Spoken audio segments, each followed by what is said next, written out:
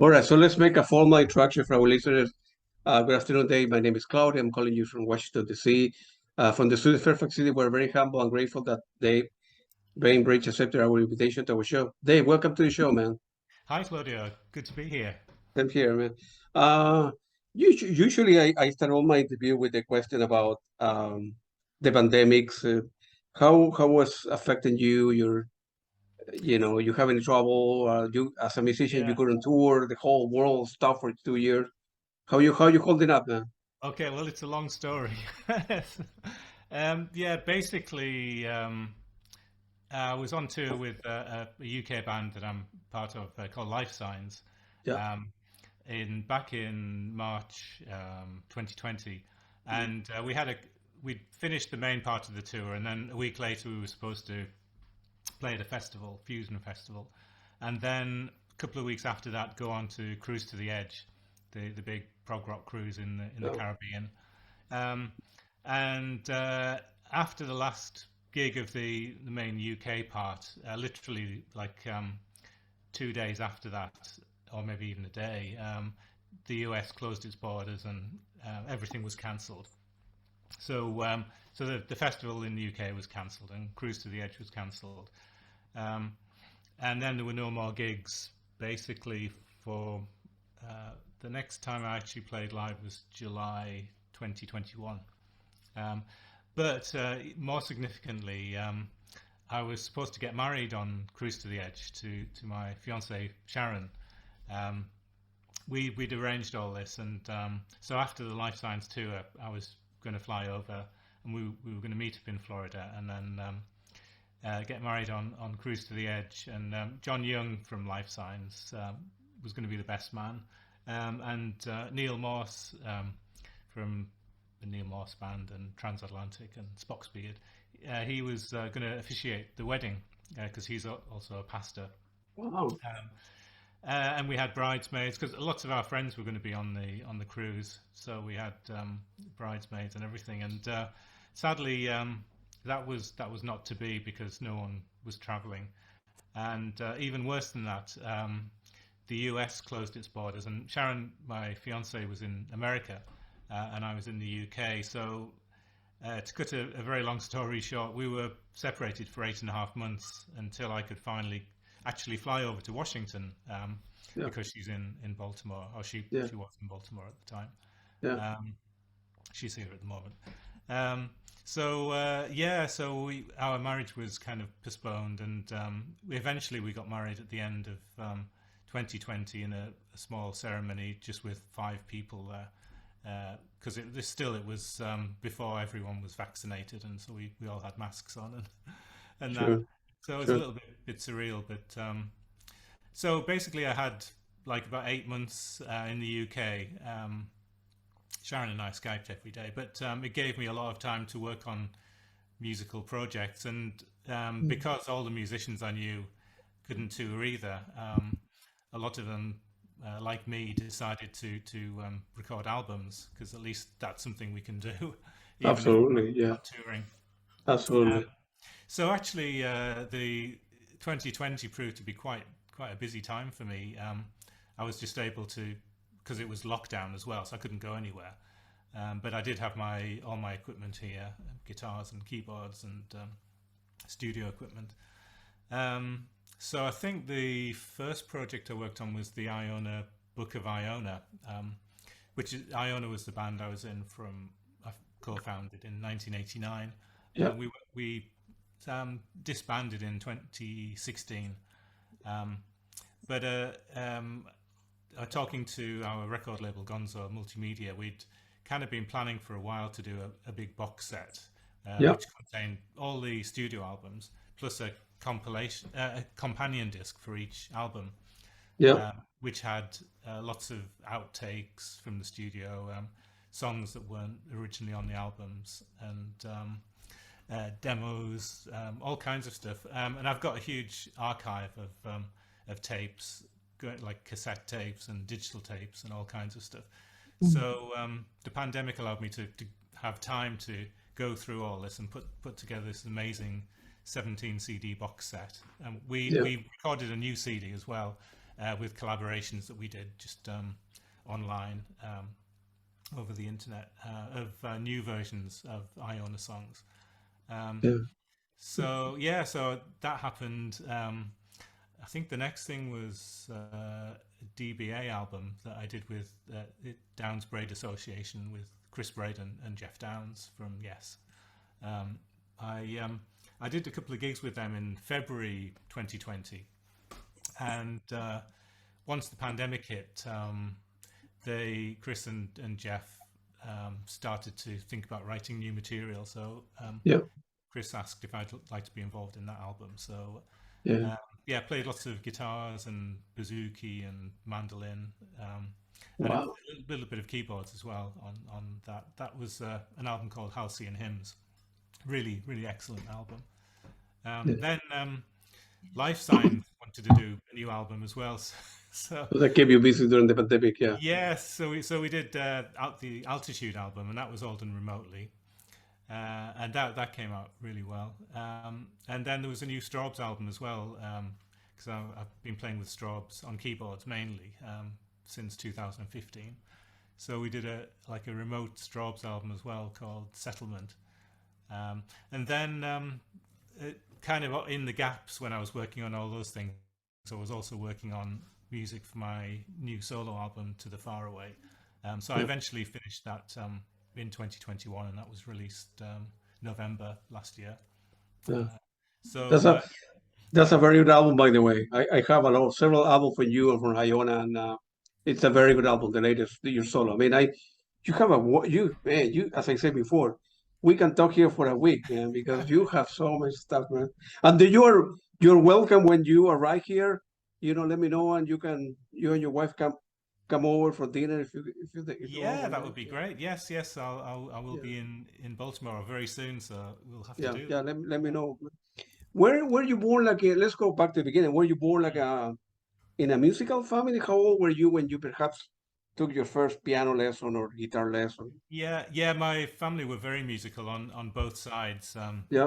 My dad played guitar and banjo and sang, and my mum was a virtuoso accordion player, but she also played piano and organ and sang.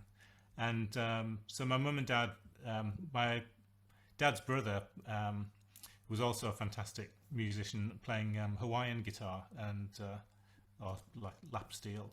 And my mum's sister was a really great singer. So they had a band together back in the 1940s and 50s called the Bainbridge. Well, originally it was the Bainbridge Brothers with my dad and his brother. And then when my dad met my mum, she joined, and it was the Bainbridge Brothers and Irene. And then my mum's younger sister, my Auntie Mary, joined, and it was the Bainbridge Trio and Irene. But they were quite famous in the UK, touring big theatres in big shows, for probably about 20 years or so. Wow. And so, there was that background. And then I had an older sister who sadly died, but called Maureen. And she was a fantastic singer and classical piano player, and eventually became kind of a really great blues singer. She was probably the biggest influence on me musically, because when I was really young, I used to sneak in to the living room and listen to all her albums and singles when she was out. So she had lots of fantastic albums from the Beatles and Vanilla Fudge and Jethro Tull, and lots of blues albums, and the Woodstock album with Jimi Hendrix and 10 Years After and Crosby, Stills, Nash and Young. Wow, so very good. And some classical albums as well, like West Side Story, Leonard Bernstein. So I was listening to all this music really from about the age of 7 or 8.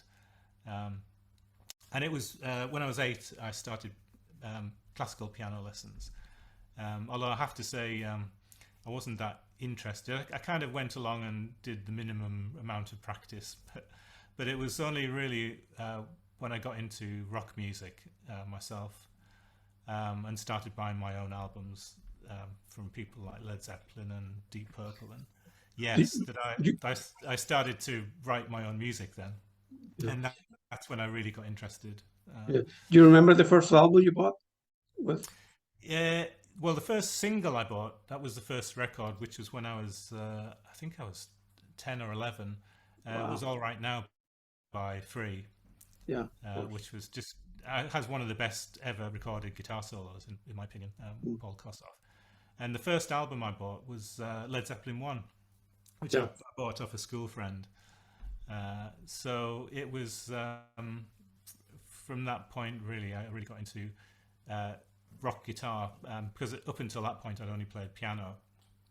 Um, so when I was 13, 14, I started playing guitar, and my dad gave me some basic lessons because he was also a guitar teacher at one point. So he gave me a good grounding in the basics. And then when I was 14, I got my first electric guitar. And so from that point, really, I've been playing both keyboards and guitars. Okay. Yeah. You knew when you were 14 that you wanted to be a musician? Was pressure in your family to, hey, go to college, forget about music, you're not going to make any money, or try it out and see what happened? Kind of Yeah, well, both my parents were always really supportive of support, me yeah. being a musician. The problem was that they were divorced when I was about three, so I was living with my mum and my stepdad, and my stepdad was a very traditional kind of working class guy who didn't see any future in being or making money from being a musician. He thought that wasn't a career option. So there were lots of arguments around the time I was about 15, 16. Um, but my mum would always kind of stand up for me and say, you know, Dave's got some talent and he should do this if he wants. So Yeah. eventually when I was at school, I couldn't actually do music because there weren't enough people to form a music course at the school. So that was very frustrating. But at the time, I joined my first band, so I was actually playing a little bit. But then when I was 16, I went to a college for 16 to 18-year-olds, and it was there that I had an amazing music teacher, Mr. Craven, who taught me piano, but also recognised that I had some talent composing music. So he basically spent 2 years really coaching me and getting me through all my piano exams and getting me into music college as well. So yeah, when I think I was 15. I kind of had a choice of whether to do music or do art because art was my other passion, drawing and painting. But in the end, music won out, and so I went to music college and basically became a professional musician from the day I left. Yeah. Wow. Yeah. And you won early in your life, you won several awards, right? When you were in Leeds College, right? Yeah. Leeds College, right? Yes, yeah, to Leeds Music College. The reason I went to Leeds Music College, I mean, this is back I started in 1977 there, and at the time I think there were two courses in the whole of the UK that weren't classically based or academically based. And the main one was Leeds, and that had been set up about 10 or 12 years before. And it was the only place you could go to study contemporary music and jazz improvisation. Um, so all forms of contemporary music. And all the teachers there were all quite recognised musicians in their own right who either played or wrote music. So it was only a small college. It was like only 160 people in the whole college. So it was a really fantastic place to be and to just get an idea of what it was like being a musician, because all your teachers were already professional musicians. Like my piano teachers would be doing gigs, backing, visiting American artists, like Frank Sinatra and all those kind of people. Wow. So you got a really good grounding in not only the theory of music, but the lifestyle and the ways you could earn a living being a musician. So yeah, I was probably about my second year at college, because I was playing with a big band back in my hometown, Darlington. and we went in for a big band competition. Just this was playing, like playing swing music really, and kind of complicated big band arrangements. And I was playing piano in that, and we were entered into a BBC competition, and I won we didn't win the best band award, but I won the best award for jazz soloist for piano. Wow, Amazing. that's impressive, man. That's impressive. Yeah, that was when I was about 18 or 19. And That then, was after Exodus, right? That Exodus was the first band that you. yes, yeah, Exodus was the first band I played in when I was Yeah. 14. I answered an advert in the paper, which my sister had seen actually, and it said wanted musician into, I think it said into Deep Purple, and yes, aged between 13 and 15, wanted keyboard player. Yeah. So I didn't even have a keyboard at the time, apart from my piano. So I went to this place, and it was some lads from a different school, but in my hometown, and they had at least had this really cheap organ that I could use. So I remember the audition. They put some sheet music from a Deep Purple, like a songbook, in front of me. So I kind of played a bit of that, and then I remember I could play some of Keith Emerson's version of America that he did with the Nice. So I played a bit of that for them, and I think they were impressed. So I got the job. So that was good. Funnily enough, actually, it was the drummer's birthday today from Wow. that first band. So, Wow. Good for him. Yeah. But that was great. I mean, we actually only ever did one gig, but we rehearsed every day for about a year. And what was great about that was every time I'd go to rehearse with them, Rod, the bass player, would have a new album he'd just bought of fantastic music. So it was at his house I first heard Genesis's "Selling England by the Pound" and "Close to Wow. the Edge" by Yes, and the Yes album. And so it really opened my ears up to a whole new realm of music that I was only just discovering. So it was quite a good formative period. Yeah. Why one gig after a year Oh, rehearsal? well, it was a really great gig as well. Because we were both, they were from a really big school in my hometown, Darlington. And I was at a different school, and we managed to fill this place out with friends and people we knew from school. And my uncle and a friend who, well, actually, it was a guy who my sister was in a band with. They lent us a really great PA system and guitar amps and everything. So it was all quite professional. Wow. And my dad's brother was the bouncer on the door. But so we did this gig. It was very successful. But then the bass player, Rod, I think he'd just discovered drugs, and he took all the money and spent it on marijuana. So we had a falling out about that. But we've since made up, and we're good friends now. Yeah. But also, I think the other thing was I realised that I needed to spend time working on just practicing and learning more music theory and getting through my exams. By the time I was 16, that was yeah. And then you launch another band with your sister, right? I think it was called Plan B, if I remember correctly, right? Yes, yeah. After I left music college, Yeah. although I'd studied jazz quite extensively and improvisation, I loved improvising, but my heart was kind of more in the English-sounding music scene. And I loved, at the time, I was listening to bands like Hatfield and the North and National Health and UK. So kind of bands that, and Brand X as well, bands that had taken elements of jazz but kind of fused them with a more rock progressive sound. Yeah. So Plan B was our version of that. Yeah, my sister was singing and playing keyboards, and I was playing keyboards, and we had a college friend playing drums, and we've got someone else in playing bass, and a great guitarist called Nick Fletcher, who I still work with now, who now plays with John Hackett. But we rehearsed every week for probably about a year, and did a demo, and then felt we were ready for doing gigs. And but no one would book us because like the early '80s was just a terrible time for trying to get gigs playing progressive music.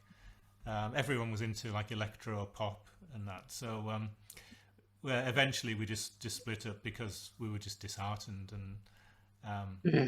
it's a shame because we did some good music, and I think that band was kind of a prototype for what came a few years later in the form of Iona, because we were playing. It was a female, like both bands had a female singer, Yeah. and had a mix of long instrumental passages and more accessible songs and female vocals and guitar and lots of keyboard layers.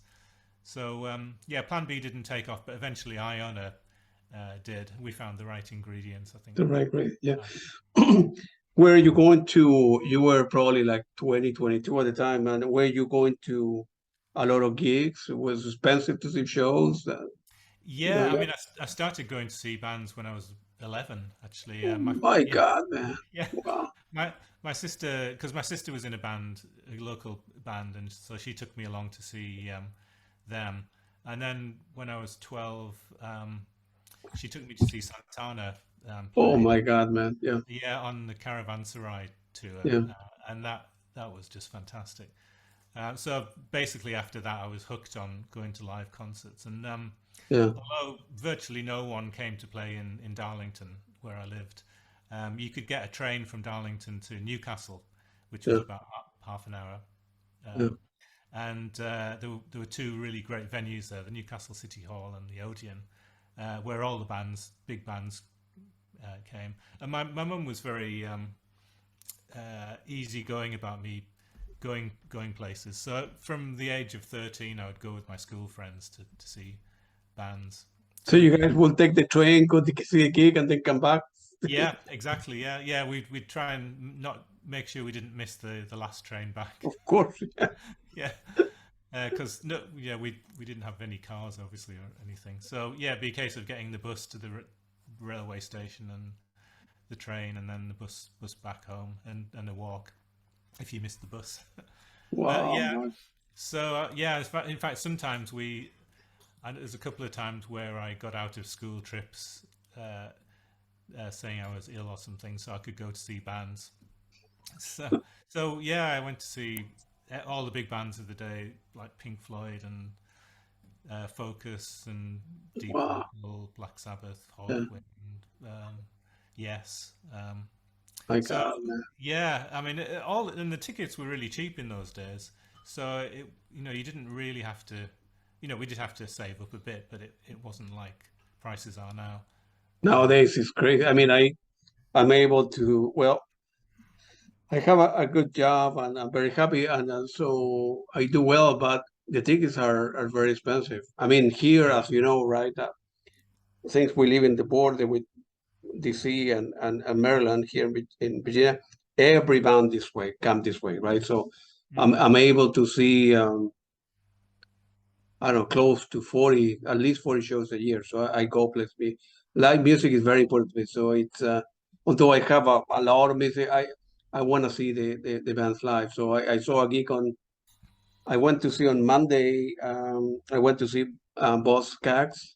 Oh, great. Yeah, and then on Friday I'm driving to New York. I'm seeing guys from King Crimson, Tony Levin, Master Lotto, Andrew Vilou. Oh, yes. Yeah. Yeah, Yeah. and on Saturday, so I'm staying in a hotel on Friday night. On Saturday, I'm seeing Steely Dan in New York, and then I drive back here. Fantastic. Yeah, Yeah. so Funnily enough, because we did, I was playing with Lifesigns on Cruise to the Edge this year, yeah, which was basically the first one since the pandemic. So we yeah, basically that all the bands were kind of that were booked for the one in 2020 were on this one yeah, just a few months ago, and so some friends of ours, because we obviously couldn't get married on the one in 2020 that didn't happen. Some friends of ours organised a kind of wedding reception for us, and So we had lots of friends there one evening after the gigs had finished, and Adrian Ballou was at that with his band. He Wow. came along to our wedding reception, so that was Yeah. He's a very nice guy. All of them are very yes, nice. Yeah. yeah, he is, Yeah. yeah, yeah. Yeah. So that was Yeah. quite interesting. Robert Fripp is a little more complicated, I think, but the rest of the King Crimson are very good people.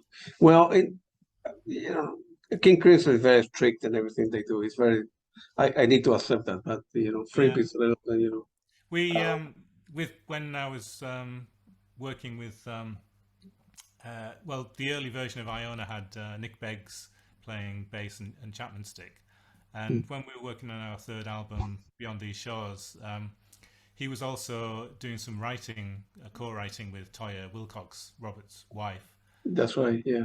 And so he'd given Robert the first two Iona albums, which apparently Robert said he really liked listening to when he was having a bath. So he said next time you're recording with Iona, let me know, and I'd like to guest. So when we did Wow. Beyond These Shores, we went down to a studio near where he lives, and he came in for a whole day and recorded lots of bits and pieces for the album. So that was fantastic. Yeah. And what I was after was his kind of Frippatronics ambient side of his playing. So he recorded about 2 hours worth of kind of loops and atmospheres that we could use on the various tracks, and he was just brilliant. Yeah. Really fantastic. Yeah. Yeah. He's no, absolutely. He's an unbelievable musician, but somehow, to me at least, people sometimes came across as different that the way they are. I don't know. Some people may have like I don't know, may put up a personality, a persona, but once you get to know them, they are very soft and easy to get along. But Yes, yeah, somehow, exactly. Yes, yeah, you know, somehow that's my opinion. You knew, yeah. for example, the time you mentioned several bands like Focus and Deep Purple, Led Zeppelin, Genesis, and you knew what Pat Metheny was or Jean-Luc Ponty at the time, or Yes, when I was probably about 15, 16, no, actually no, probably earlier than that. I got into I think I was actually 13. There was a radio station called Radio Luxembourg. yeah, My parents, well, my mum had this old. It was a record player and a radio thing combined, and you could turn the dial and try and find obscure radio stations. But one radio station that we all knew about was Radio Luxembourg, yeah, and that was broadcast from the country Luxembourg in Europe, and I think all the announcing was in French or something, but it was kind of renowned for playing all the best new music. wow, So we would tune into that and discover all these amazing bands. And one night I was in there, just tuned it in and on the dial, and this incredible drumming and guitar playing came on, and I just couldn't believe what I was hearing. It was I later discovered at the end of the track the name Mahavishnu Orchestra, yeah, Mahavishnu. and it was a live recording of a track called The Noonwood Race with Billy Cobham and John McLaughlin just kind of riffing off each other, and I'd never heard anything so exciting before. So I actually ran about half a mile to my friend's house and told him about it.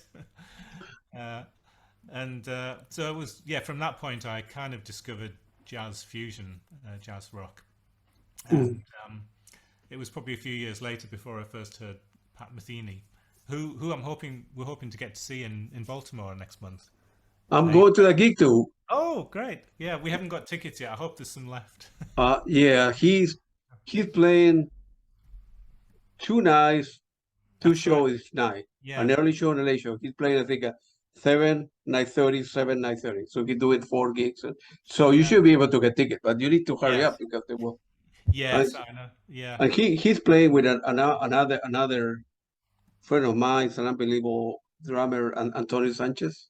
Ah, right. Yeah, yeah, yeah. Because Antonio Sanchez he has his own band, but on and off he played with Pat Metheny as well, and Yeah. doing Yeah. the Pat Metheny doing trios now, but he with the quartet he played with Antonio, and unbelievable drummer, very good person too. Yeah, make sure Yeah. you get ticket, man. Yes. Yeah. I mean, Yeah, yeah. I think I remember first hearing Matheny probably around about 1980, yeah, and there was a great album called 8081 of with course. I yeah yeah with Michael Brecker, yeah. which was fantastic. And then they'll do like American Garage and all those albums.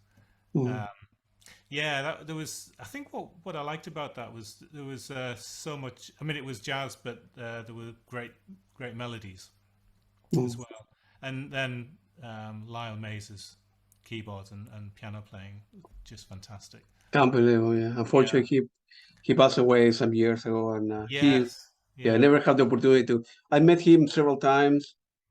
I never had the opportunity to interview the guy, but he was a very good person as well. You know, Yes. Yeah. Yeah. And actually, funnily enough, a good friend of ours, Andre Chumley, is Pat Metheny's guitar tech at the moment. So yeah, so we kind of see posts from him of all these places he's been with Pat and backstage photos of all the guitars. yeah. Hey, maybe we can meet, Pat. We can meet if if you're friend there. We can meet Pat Yeah, for a we'll have to see. after the gig or something. Right. Yeah, we'll have to see what we can arrange. That would be great. Yeah, I would love to. I would love to. Pat Metheny is one of the guys that really inspired me as a listener, as a consumer of your music. Uh, of course, I never had the opportunity to interview the guy. He's very famous, difficult to get a hold, but Yeah. he's a very gifted guy. Obviously, very gifted guy. Yes. Yeah. You know. Yeah. I remember there was uh, watching him. There's a really great guitarist in England called John Etheridge, who's been around on the kind of jazz fusion scene for years. He's in Soft Machine currently. Of course, Um, yeah. and he is amazing. And I remember that there was a TV program, and they had him and Pat Metheny playing together. Um, but there was just something about Pat's playing that was just like almost transcendent. Mm. Um, it just makes everyone else pale with me. So yeah, that was quite Well, interesting. people say that about you too. You're very good at what you do, and you make everybody. Well, I suppose the thing is really to try and find your own voice and Yeah, yeah, style. And I think if you can do that, that's even if you can't technically reach the heights of some of these people, you can at least yeah, find something that connects with people. yeah. Steven Wilson, also from your country, is another unbelievable guy. I mean, Yes, yeah. To be honest, I don't know his music very well. I've yeah, kind of listened more to some of his remixes, which I really like. the other mixes and the stuff we did with No Man and Porcupine Tree and often, and he's a very good guy as well. Mm, They're the people that you say, man, this is a great musician from early age. I mean, you can when your teacher saw you when you were 15 or 16, you went to college and teacher saw, man, this guy needed structure, but he's talented, no question about it. No, nobody was denying that about you when you were young. It's mm. just you need to mature and develop, and like you say, find your own voice. I mean, there's Yeah, you need to yeah, you can learn from the Finney or Steven Wilson if you are a young kid, and all this great, or Joe Bonamassa and Eric Clapton yourself. But at the end of the day, you need to pick your own style, your own thing, and then run with it. yeah. I think it's really important to listen to as much music as possible That's from right. Yeah, all yeah, kinds of genres and styles because you can then it gives you a wider palette to draw on yeah, for your own music. yeah. Like One of the like you say, like you said, and going to concert, you saw 20, 50 shows when you were 15 or say skipping school probably, and that's the only way to do it. I mean, as I say before, I'm not a musician. I don't know. mm, I don't play an instrument, but going to gig, go listen to record vinyl, but right, you develop your own thing, and you say, well, I like this stuff. more than others. So that's the only way to go about it, right? So Yeah, absolutely. Yeah, yeah. and and then so what happened after Plan B? Didn't work out, and then what were you? Yeah, so I was asked to join the Gary Boyle band then. So Gary was a fantastic guitar. We're still a really good guitarist. He's about, I think he was 80 a few months ago, and he's still playing. But he in the 70s he was in a band called Isotope, um, and that they were kind of the British equivalent of the Mahavishnu Orchestra, playing that kind of fusion, jazz Yeah. fusion.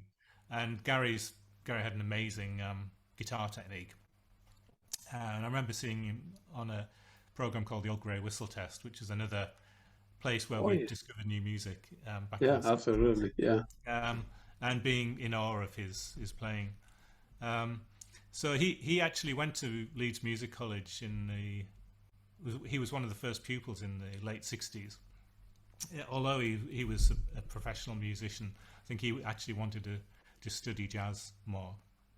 Um, and so I knew him through college, and a couple of years after I left and Plan B didn't work out,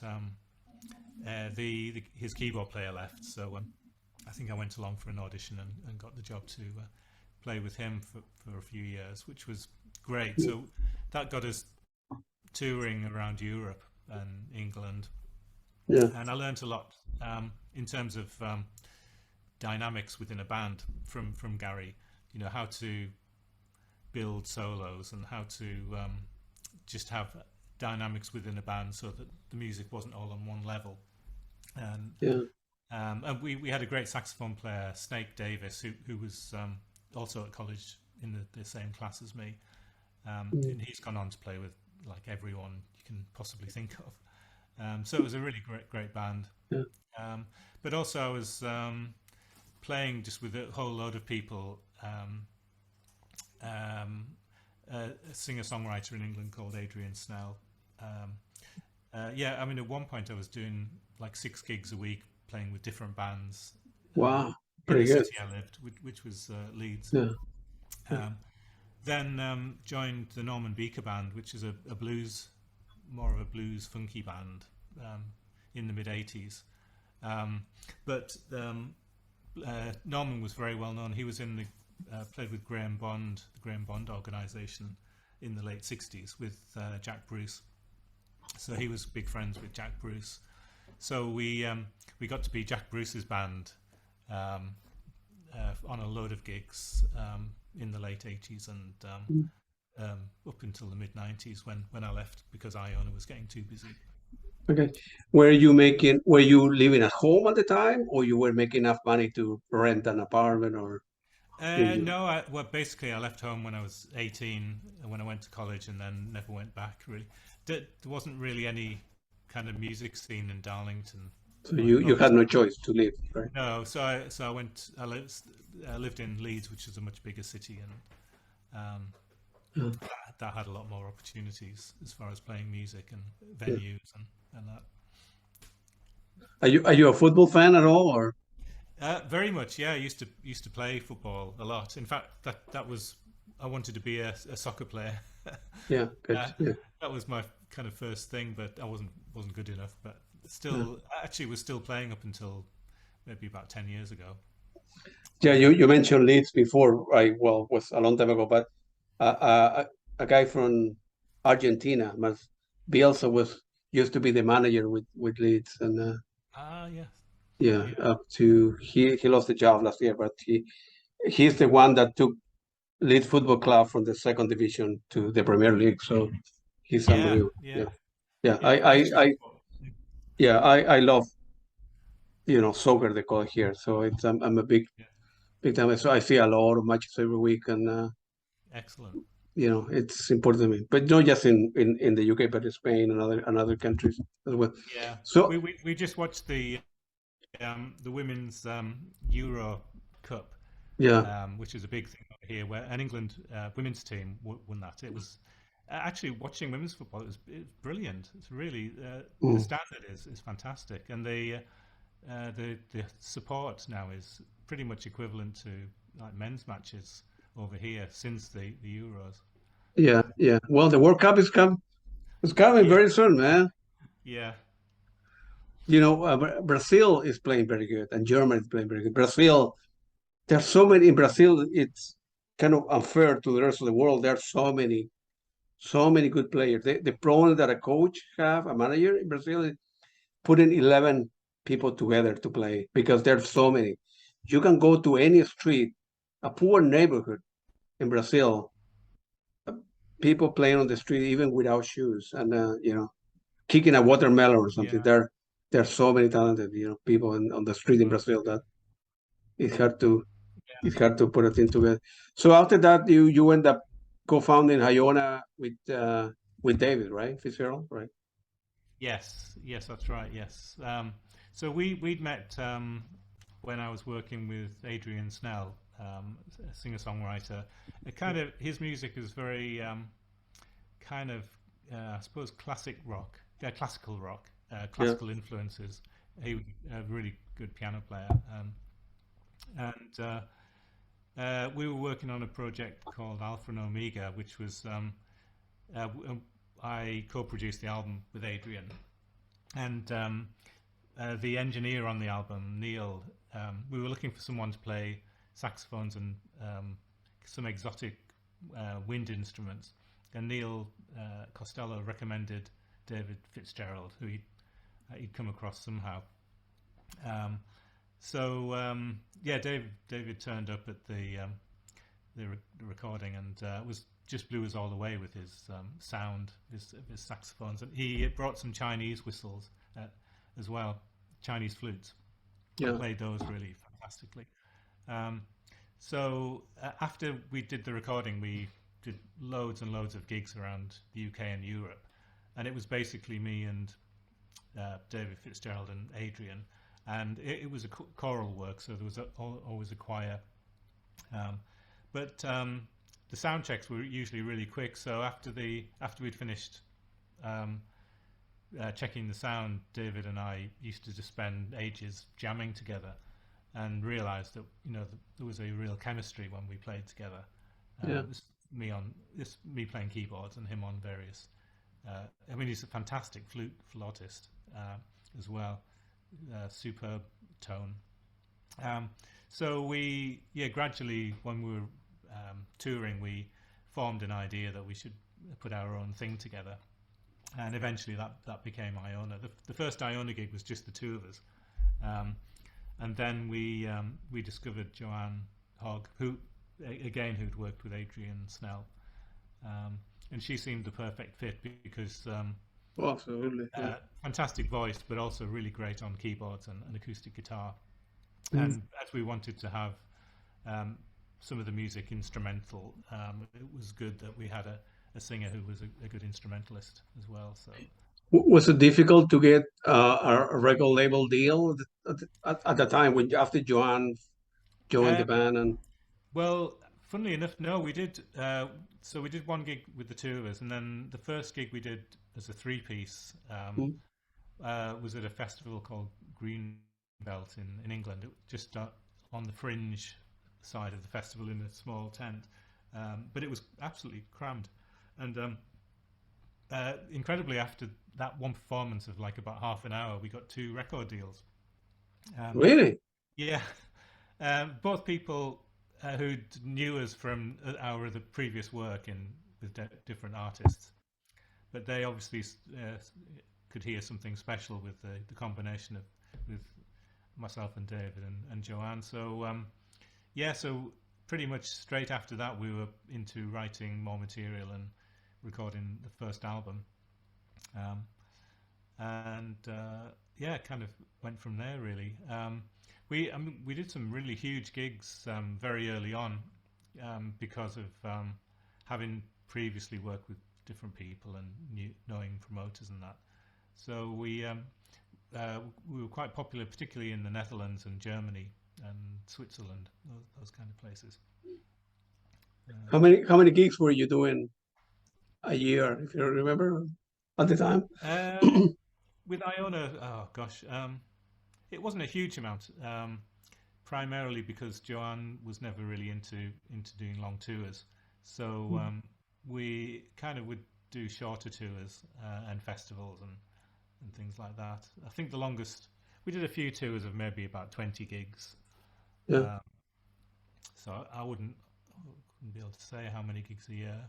Wasn't like a vast amount. But we could have done a lot more had everyone been more into touring. But we kind of had to cater to everyone's wishes. So. Yeah, that in a way that's it's difficult. I think make a living as a musician because you play with different folks, and they have their own families and kids and other priorities, and at the same time you end up when the nights that you're not playing with them, you go home and you do your own stuff and you want to do your own work as well. So it's always people can get along very well, but eventually some bands break up for personal reason or because they want to develop their own career or you want to do your own material that it wouldn't fit perhaps Iona's Yes, framework, right? I mean I suppose one of the friction points was that because Joanne's husband ran a big successful construction company, so she didn't actually need to earn any money from the band, and David also had a job as well in sales. So I was the only one initially who was a full-time musician or earning a living from full-time. So I had to spend time doing other jobs all the way through Iona, pretty much up until about 1995, when we got to a stage where, because I was also doing a lot of the administration side of the band, publicity and newsletters and booking gigs and everything. So so it was quite time consuming. But yeah, it's always difficult keeping a band together when people have got different priorities. But I think we did pretty well, lasting for 27 years. So yeah, and you guys did how many? About 15 albums or so, right? I think about 13. Yeah, 13. Yeah, probably they might not including the like a couple of compilations. the compilation. Yeah. So yeah. What So was the last gig with Diana? It was in 2015. I think the last we did a short tour in Germany in 2015. Yeah. Which was really good, and that was really the last time we did like full Iona gigs. In fact, the last one in Germany was brilliant. It was absolutely crammed full in a place. Oh gosh, can't remember the name of the place. Somewhere near the Black Forest. But the following year we did one gig. We'd been asked to play at a festival in the Czech Republic. So we did that, and but it was only a shorter set, as festivals often are.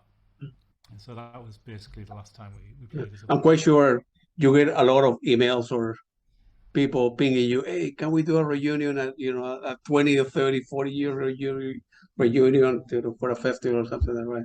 Because you guys still are very well known, so. Yes, I mean, lots of people are hoping for that, but I'm not sure if it would work really. Joanne kind of lost interest in being in the band and was never really one to tour a lot.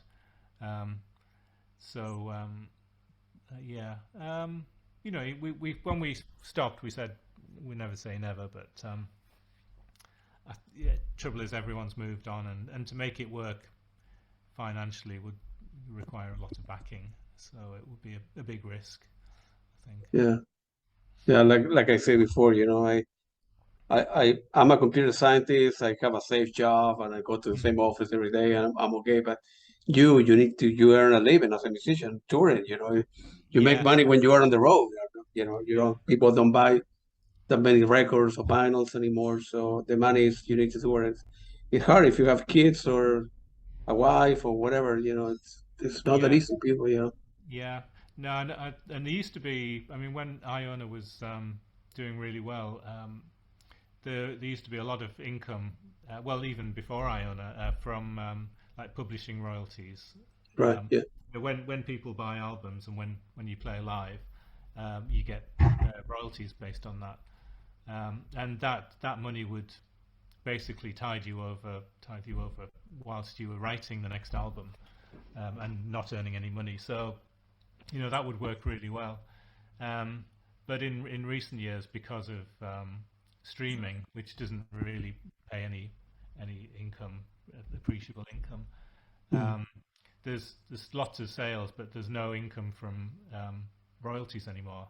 So there isn't that money that you can reinvest in writing the next album.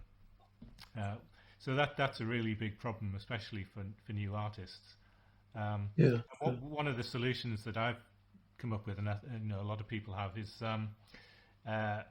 to join a thing called Patreon, Yeah. which is a means by which you can have people who subscribe to your Patreon page and become patrons of your music.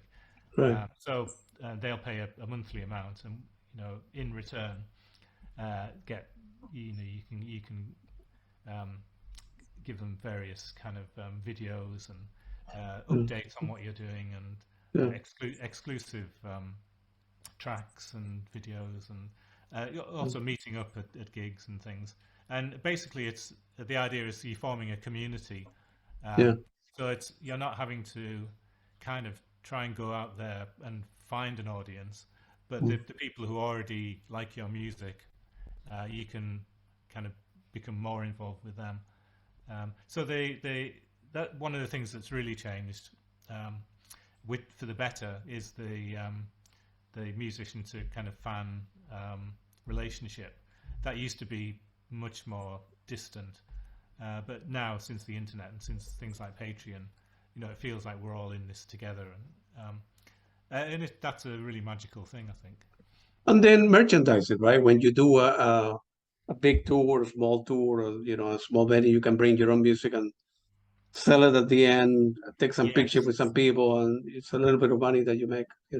Yes, merchandise is really important, because well, certainly like on tours with Lifesigns, for example, we often, or John Young, who books all the gigs, he'll book the venues as a kind of a dry booking. So rather than the venues paying us to play there, some do, but others will book the hall and pay for that, and then we'll get the ticket sales from that.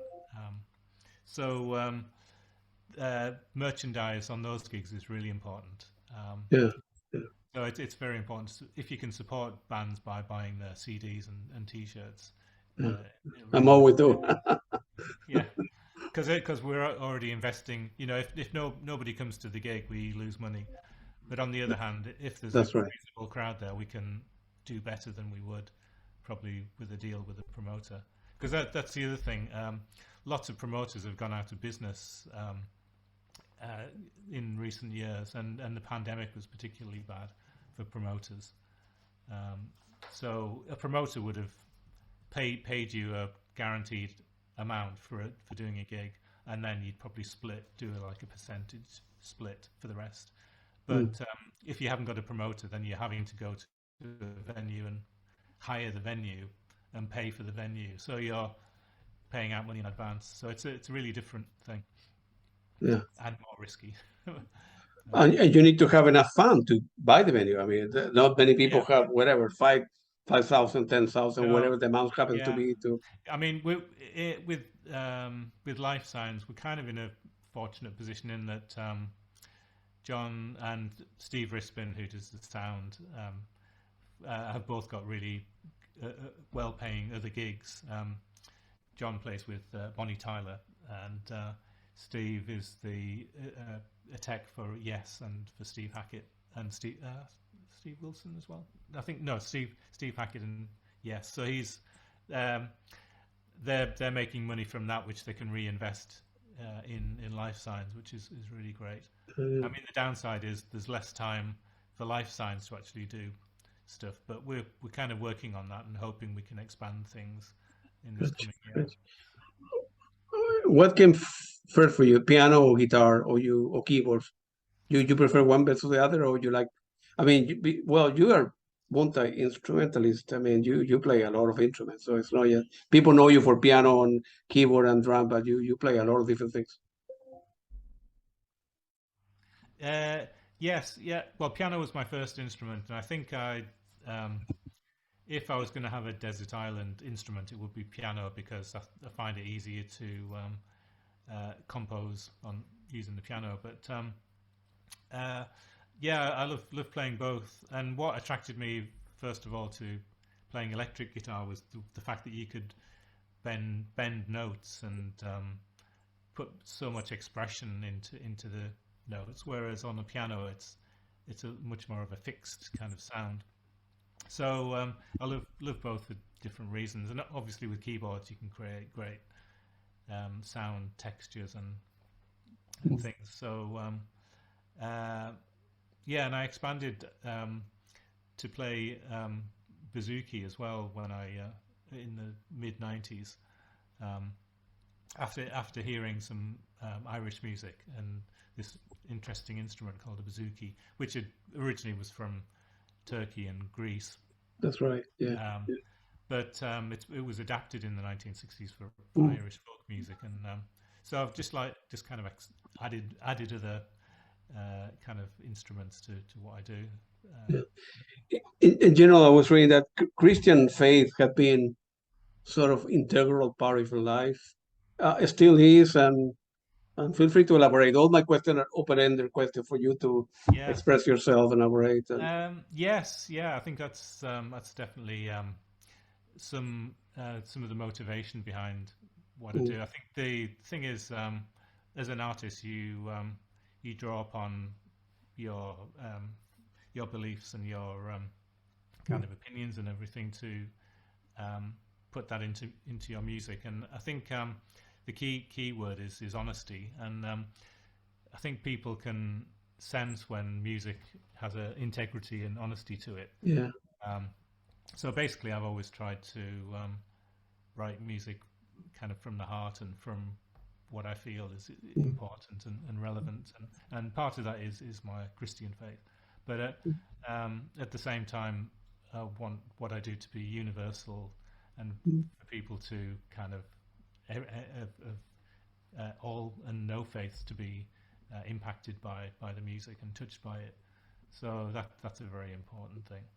Yeah, Iona, I think it was perhaps labeled as a Christian band. I don't know if it is a good thing or a bad thing, or people being associated with. Well, they're not a progressive band or a folky band, but a Christian band. I don't. Is that good, bad? I don't know.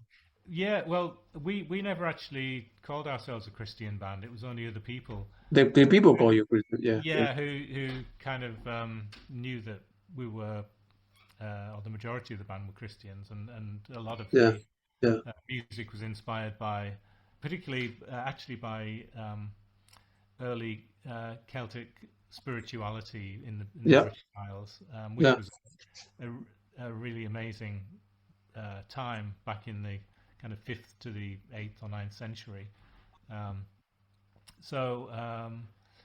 And some of the places where Christianity started in the UK are really just amazing landscapes. Places like the island of Iona and Lindisfarne, another island off the northeast coast of England, near Scotland. These places have for over 1,000 years have had some kind of Christian presence there, and there's still I think recently they found the original 6th century site of the 6th century or 7th century church on Lindisfarne. So there's been kind of this spiritual presence in some of these places, and someone once described them as thin places, where the veil between earth and heaven is very, very thin, and you can kind of feel a spirituality there. Yeah. So I think that kind of thing was also very key in the Iona's music. Do you go to church often, or is it important for you, or or not? Not at the moment. No, yeah, Yeah, we're kind of in between countries at the moment. Actually, the last church that Sharon and I went to was Elijah Cummings' church in Baltimore. He was yeah, a quite well-known pastor and political advocate, yeah, um, and he sadly died a couple of years ago. But yeah. I was a big admirer of him and wanted to go to his church. He was the pastor of a big Baptist church, so we went there. I think it was just a couple of years ago. It was probably just before lockdown because I got you. Yeah, difficult to get to church yeah. during. I grew up in Latin America. I grew up in a Catholic family, and I studied with the Jesuits, back in the day. And Wow. uh, but my beliefs have changed over time. I have more a spiritual relation with God than going to church or following all the principles that the Catholic Church tell me to do. I kind of don't do that. Yeah, yeah. I mean, it's got to be a personal relationship, I think. Yeah, And yeah, we went to this Baptist church. We were the only white people there. It was yeah. on Christmas Eve. But there's something I've always loved about like black gospel music that Oh, yeah, absolutely. Yeah. it's so powerful and it really touches your heart straight Oh, away. absolutely. Yeah. When I was living in Leeds, I supplemented my income by teaching, and I taught loads of people in the um, African American Africa, sorry, Caribbean community. There was a big black community in Leeds, and I taught a lot of people piano and guitar there, and I just loved the whole vibe and the openness and the of that community. One of my pupils actually, when Mark Walker became quite famous, a fantastic piano player. He's been on tour with Lionel Richie and all kinds of people. Wow. Yeah. Uh, so yeah. Anyway, but yeah, I think um, it has to be a personal thing, but it's also about just I don't know. Something indefinable. We've tried with Iona. I think we tried to capture something that was indefinable in Yeah. this Yeah. in the spiritual atmosphere of the music. For me, religion is, I don't know, you don't have to go to church, I suppose. It's help people out, doing the right thing in life. Don't take shortcut. Don't take advantage of people. Mm, If that maybe that faith is all about, yeah, it's yeah, common about all religion, whether you are Christian, Muslim, Jewish, or this or that, or uh, helping people out, doing the right thing. I think is the common core of it, whether yeah, it's in music or in your professional life or a painter or whatever you do for a living. It's that's important. yes, I yeah, think we live in crazy times, right? So it's important to do the yeah, right thing. You know. yeah. I mean, the awful thing is that now when you talk about evangelical Christianity in America now, that's got kind of quite a negative connotation, Connotation. and Yeah. it's connected to a spiritual to a political movement, which Christianity was never meant to be. I think I think if you as soon as you start aligning to one particular political um, stream, then it kind of devalues the whole message of the gospel, which is for all people. So, Yeah. You still have your own record label? I think it's called Open Sky or yeah, sort of.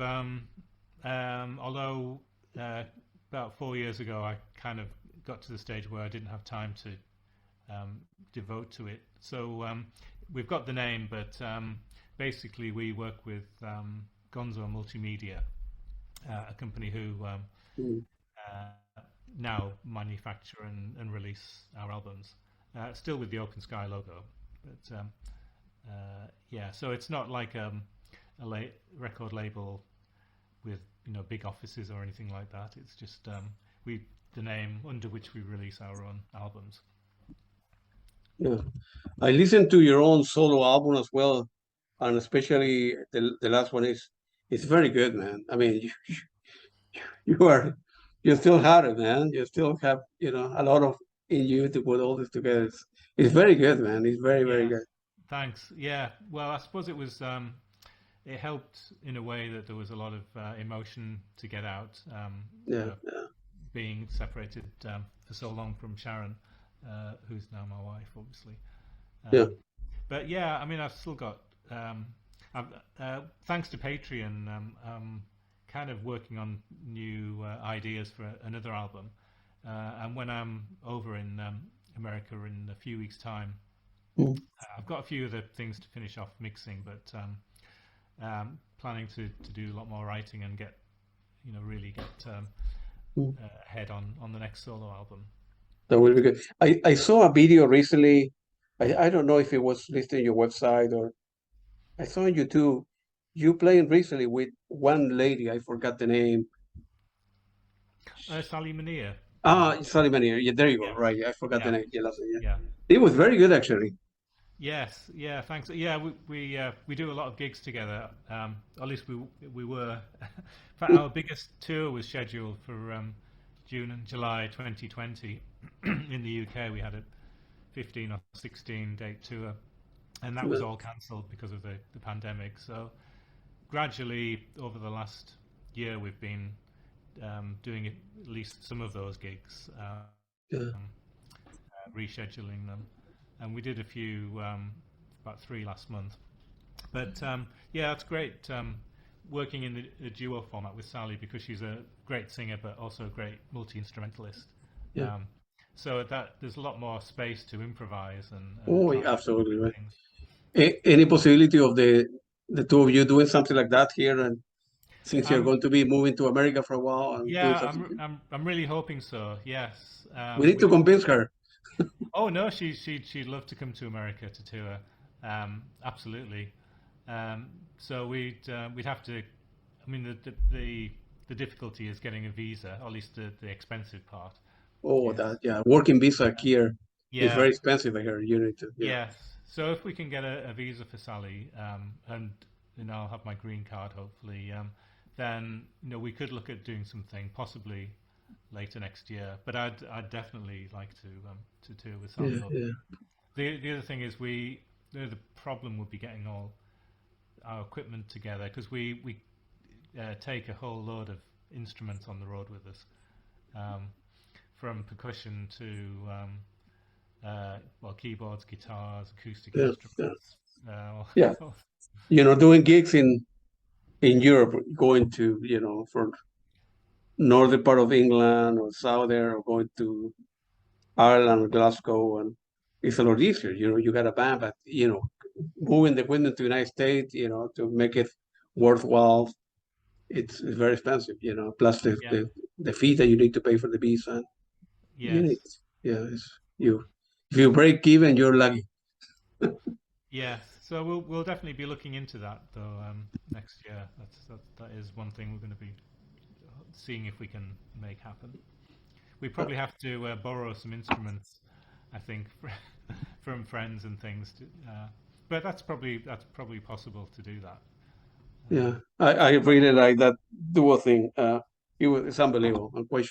I'm quite sure here in United will be very receptive. If you, they are like here in the area that we live in, especially in Virginia, there on DC, there are too many venues that Mm. some of them should be able to give you an opportunity once you send the demos, I think, and you will Mm. work out the number. But definitely, you can do many gigs here in this area. Yes. Yes. Yeah. That's a duo. A lot of people like kind of the folky Celtic flair of music. Plus, I think the two of you can. They're no. It's not very structured gig, so you can improvise her with her voice and you with different instruments and going back and forth. People like this kind of stuff. I'm not. I'm not telling you anything that you don't know. Yeah. Yeah. Yeah. No. And I mean, our duo gigs in the UK have been really successful. We did our first tour in mainland Europe. October 19 in Germany, and that was really good. And we were due to go back in 2020 to do a longer German tour, but again, the pandemic put paid to that. And since then, because of Brexit, it's made it really expensive and complicated to go back into Europe and tour. So, which is one of the reasons that I think America will be easier to work in. You did in some, I think, for soundtrack for short films as well. Is that correct? Yes, I have. Yeah, I'd love to do more of that. You like doing that kind of stuff? Yes, yeah, very much. In fact, in the 80s and 90s, I did a lot more film music. But there is one feature film that I'm going to be doing the music for called Southwest Special, which is based in Arizona. It's one of my friends who's actually from England, who lives in Arizona now. He's a film director, and he's putting that together. It's an independent release, so he's still raising the money, but he's got some really some well-known actors involved, and it's a really interesting story. So I've done some demos already for that, and hopefully we'll get. You prefer to know the movie, have the script in front of you, or having an idea in front of you? This is going to be about this, and this, and that, and you go to your studio and start putting it together, or you need So to have yeah, like well, so far I've been sent to the screenplay, a couple a, of yeah, different revisions of the screenplay, and then just thinking about, we're talking with the director about the musical direction, and we've kind of bounced ideas off each other for that. So we've got an idea of how it should sound. So it's just a case of kind of interpreting that now, and then working on the different scenes. yeah. But so far, the music I've written, the demos have just been kind of loosely for scenes, working from the screenplay. But obviously, once there's a visual to work to, things will become a lot more tight and. Yeah. You play also with the, I don't know how to pronounce the Strawbs. I don't know how to pronounce Strawbs. Strawbs. Yeah, with the B. Yeah. Yes, yeah. So yeah, I joined Strawbs. I mean, that's one of the things about Iona kind of finishing, was that it gave me opportunities to do other things musically, and one was joining the Strawbs when they needed a new keyboard player back in 2015. So yeah, we did loads of US tours and UK tours as well, between 2016, 17, 18 and 19. But the main singer and writer, Dave Cousins, just earlier this year had to retire from doing live performances for health reasons. So it's not ruled out that we won't do any more gigs, but it's unlikely, I think, at this stage. But hopefully there'll still be another Strawbs album coming out, because he can still write music. Yeah. Looking back at your career, anything that you would have done differently, or I mean, it's so easy to look back and say, well, Yes. why I did that, why I did, but it's Well, that's difficult to say. I mean, there are. Yeah. No, I don't think so, really. I mean, really, I had to make some hard decisions sometimes about playing with different people. When Iona started to take off, I had to stop playing with Jack Bruce. I had to turn down some gigs with him, which was really, really tough. And also with Gloria Gaynor, I'd done one gig with her and was asked to do some more gigs. Completely different genre of music, but it was still quite fun. But again, I had to make decisions. There was a tour with Neil Morse in 2011 I had to turn down, which would have been nice to do. But then again, I think the main thing is sticking to your musical kind of principles, and there's always going to be sacrifices when you Absolutely. pursue your own musical vision. And a lot of musicians, a lot of great musicians, I'm really, who I know could have achieved so much more, but have kind of played it safe by playing with major artists, but have not really expanded their own musical vision. Um, I've really, that's not a way I could have ever gone myself. I've always wanted to try and achieve my own. That to move up or to explore different things or get out of comfort zone, you need to take risks. There's no way around it, right? You need Yes, to. yeah, Right, and right. it has been it has been tough financially because of that, particularly in recent years. But Mm. it's still something I would do again, definitely. You have played with so many people in your life. Anyone in particular, dead or alive, that you wish you have the opportunity to play with, or Um, Gosh, I don't know. difficult questions, Yes, yeah, it is. Hmm. or any band that you would like to open for, if you will, or be It, be it, playing with. Yeah. it would have nice. It would have been nice to be playing keyboards in Yes, uh, Oh um, yeah, but I absolutely. think Yeah, I was just little bit too young yeah. to get that gig. Well, Rick um, Wakeman is still, is still around playing. So, well, many others. yeah, Yeah. but yeah, I think mm, probably. I think if I'd done anything differently, it would have been maybe to just pursue my own music earlier, um, Yeah. rather than thinking Later. about playing with other people. Because although there's all these great artists who, on paper it sounds like it would be great to work with. There's always, when you have a big musical personality who's got their own musical vision, um, there's always going to be a clash there and kind Absolutely. of Right. compromises. Um, So, but there's musicians. There's one musician I'm hoping will be on the next solo album, who I've already spoken to, who's keen to be involved if I can make it work financially, um, and that would be a bit of a dream come true, him being Good involved. good for you. But I won't say anything yet. Of And course not. No. Of course. But you and you guys yeah, help one another without money. I mean, I help you with the three songs, and then you help me down the road with this or that. Without money, without fun being exchanged or not, or it doesn't work that oh way. yeah, that happens a lot. Yes, yeah, definitely. Two musicians help one another.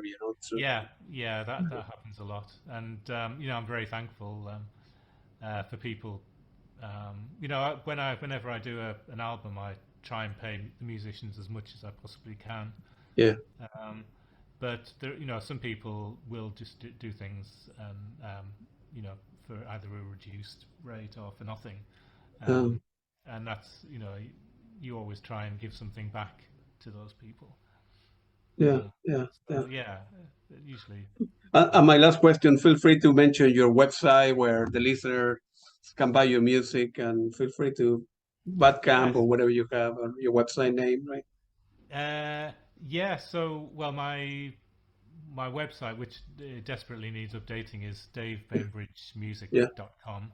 yeah, Um, but all the albums are available from yeah, musicglue.com / Iona, yeah, IONA.